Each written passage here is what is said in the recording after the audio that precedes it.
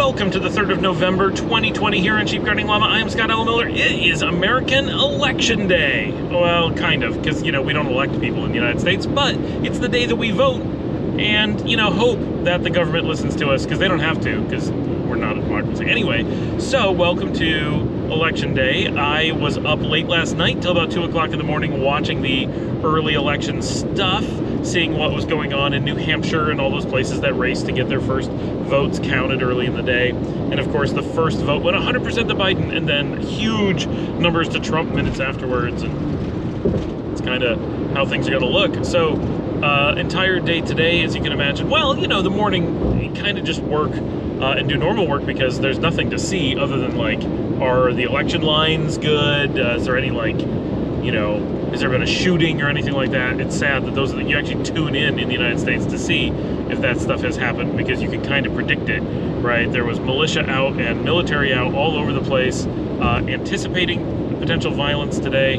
but really went pretty well, surprisingly well, I would say, from that kind of standpoint.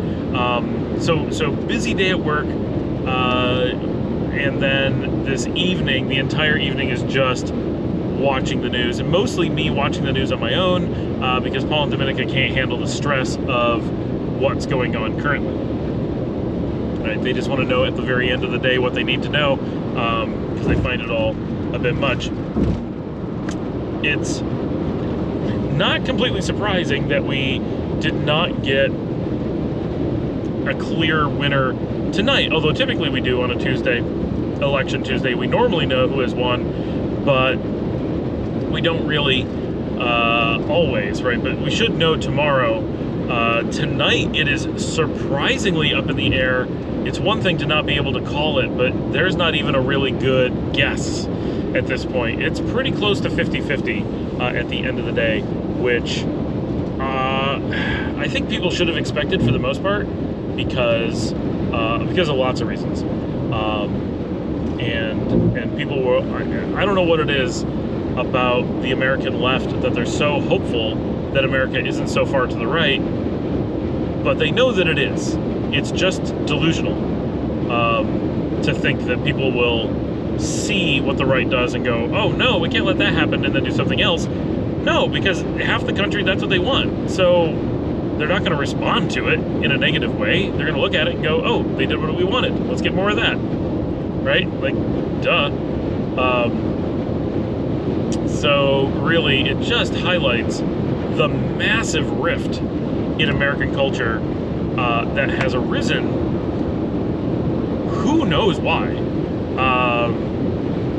I suppose it's always been there from the very beginning, but it was so different in the early days, and I'm talking in the 1700s.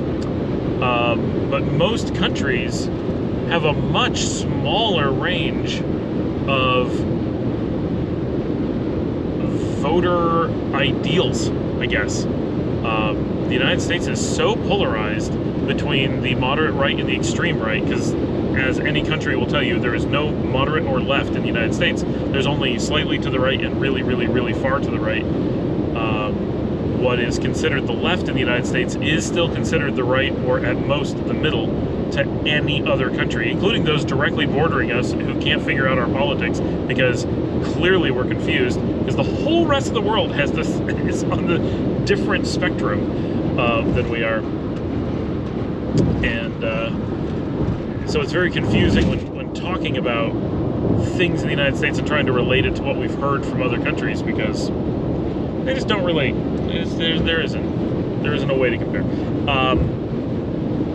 But given that we are all so skewed so far to one side, that we're still so far apart from each other is crazy, because most countries, one, lean very far to the left, especially post-World War II, right? World War II was a big push to move to the right, and then everyone panicked when they realized what that looked like and moved away, except for the United States, who looked at what happened in World War II and said, that's the direction we want to go.